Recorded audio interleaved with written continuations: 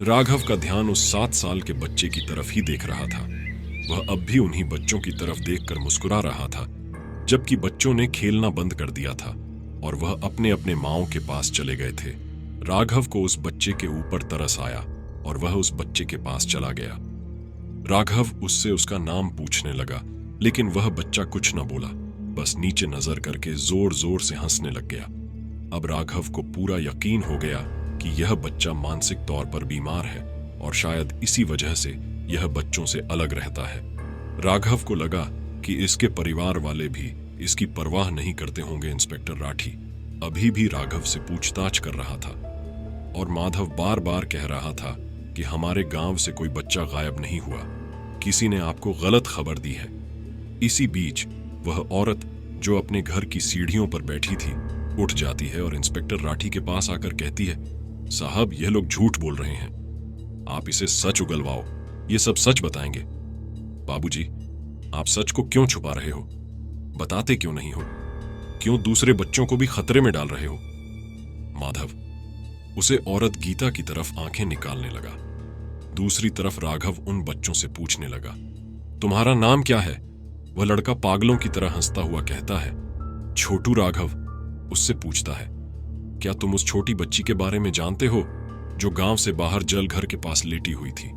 राघव ऐसा पूछने पर वह बच्चा और जोर जोर से हंसने लग गया और कहने लगा, मुझे पता है वह लड़की कहां है। जब छोटू ने ऐसा कहा तो यह बात इंस्पेक्टर राठी ने भी सुन ली। अब इंस्पेक्टर राठी और राघव दोनों भी छोटू के पास आकर खड़े हो गए और पूछने लगे, बताओ ना बेटा, कहां है वह लड़की? वह लड़का कहता है, मैं नहीं बताऊंगा, पहले मुझे बिस्किट लाकर दो, फिर बताऊंगा। इंस्पेक्टर राठी ने राघव की तरफ इशारा किया और राघव बाहर जाकर 2 पैकेट बिस्कुट लेकर आता है और साथ में एक चॉकलेट भी लेकर आता है।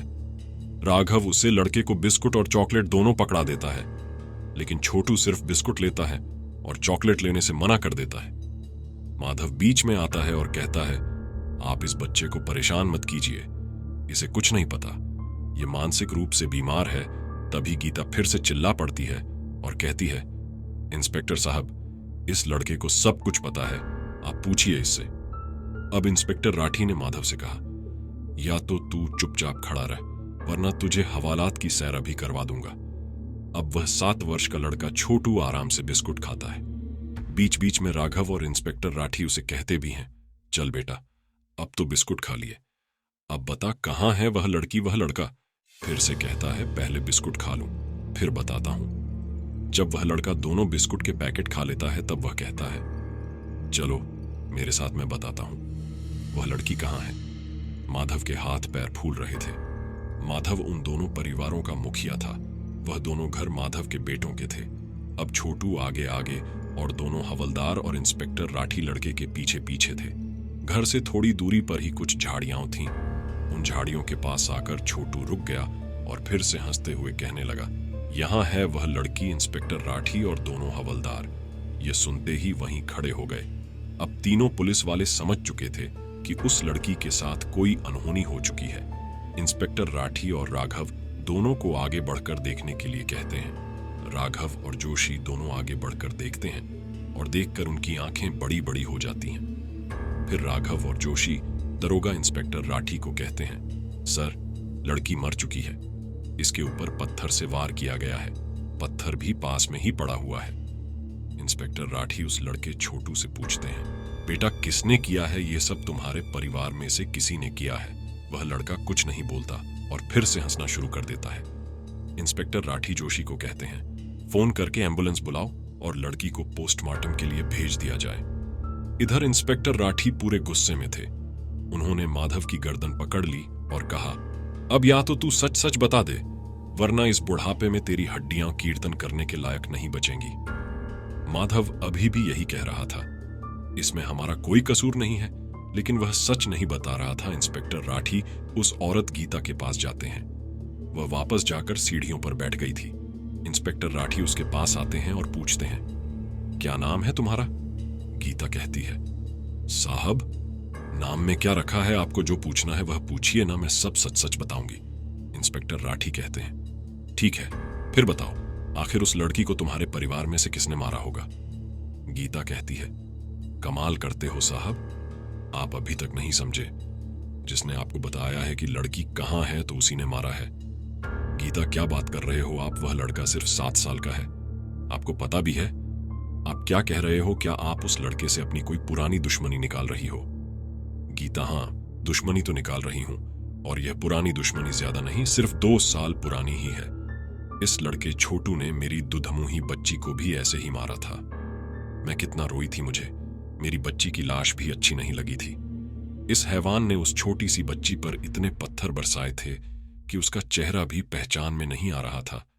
गीता, और अब जब सारी बातें खुल ही रही हैं तो और भी बता देती हूं। इस लड़के की मां जो वहां पर बैठी है वह तो आपको नहीं बताएगी, लेकिन इस लड़के ने खुद अपनी सगी बहन को भी जान से मार डाला था। वह सिर्फ 2 साल की थी। गीता, ये जो हमारे ससुर जी माधव है ना, इन्होंने हमें मना किया था कि अगर यह बात थाने तक जाएगी तो पूरे परिवार की बदनामी होगी। इन्हीं की वजह से यह सब हुआ है।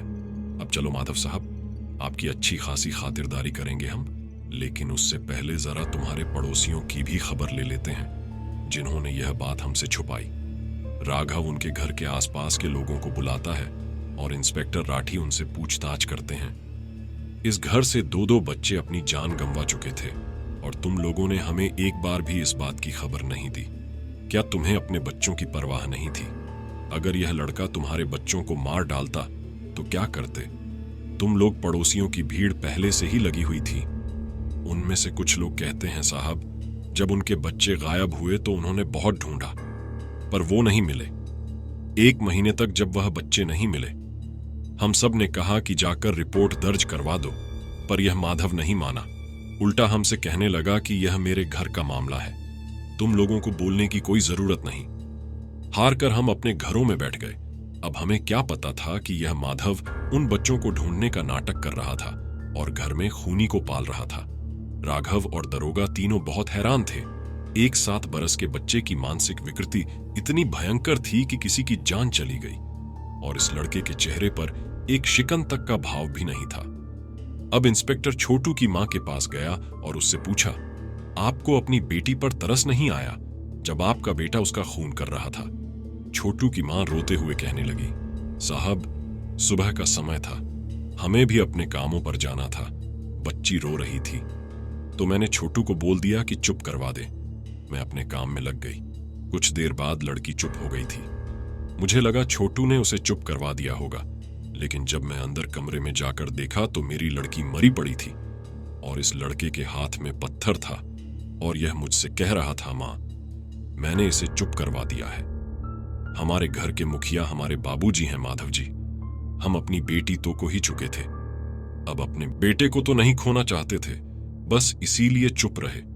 हमें दुख है कि इसकी वजह से हमारी देवरानी ने भी अपनी बेटी को खो दिया, पर हम क्या करते? हम एक मां हैं, अपने हाथों से अपने बेटे का गला थोड़ी ना दबा सकते हैं। अब आगे की कहानी के अगले भाग में देखते रहिए, सिर्फ और सिर्फ लींबू खट्टा पे। प्यारे दोस्तों, वीडियो आपको कैसी लगी कमेंट में जरूर बताएं और मेरे चैनल को सब्सक्राइब करें, बेल आइकन को दबाना ना भूलें।